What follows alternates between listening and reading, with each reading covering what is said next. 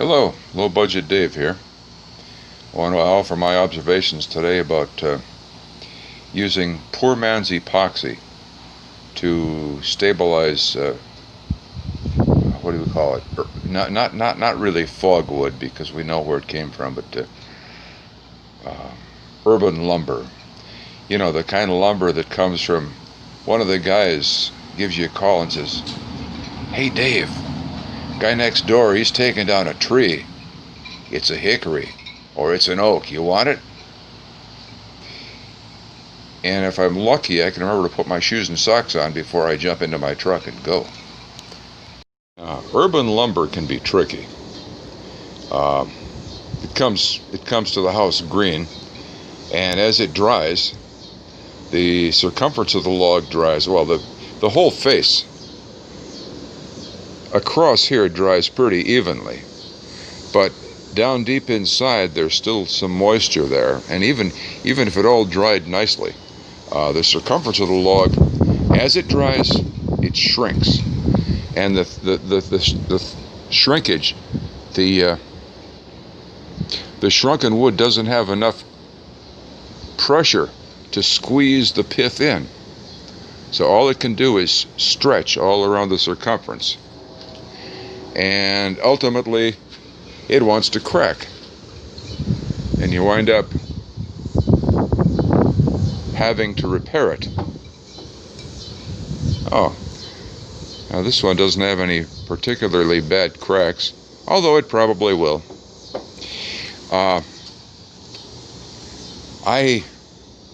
I make up blanks. Now these are all going to be covered boxes.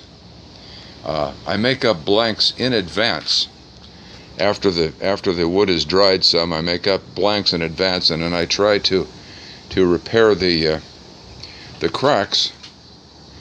And sometimes they stay good, and sometimes a piece will appear to be a nice solid piece with no cracks for a while.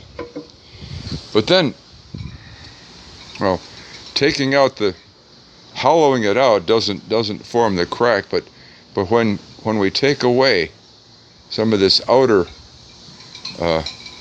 some of that outer circumference, it really weakens the wood, and any cracks that have been under stress and haven't actually let go, they will let go. And so I wind up with something that looks like this, which I commonly repair with this. Now I don't know if I'm just gonna let this be an art piece and finish it and leave that crack in and let it be a decoration, or if I want to fill it in and actually make it watertight. But I've been making up blanks ahead of time, because this stuff, it's great, it's resilient, it's tough, it's flexible, but it takes forever to dry. I have used two-part epoxy, but mixing it is a hassle. I only use a little bit at a time, and I'd be throwing out most of the epoxy, because what I have to do usually is get that line cleaned out as well as I can, and then drip some in and let it sink. Drip some more in and let it sink, and as it sinks, it'll slowly spread out. After an hour or so, maybe it's sunk below the surface, and I can put some more in. Then I let it dry for a day or two and see what I've got, and usually I still have a crevice there.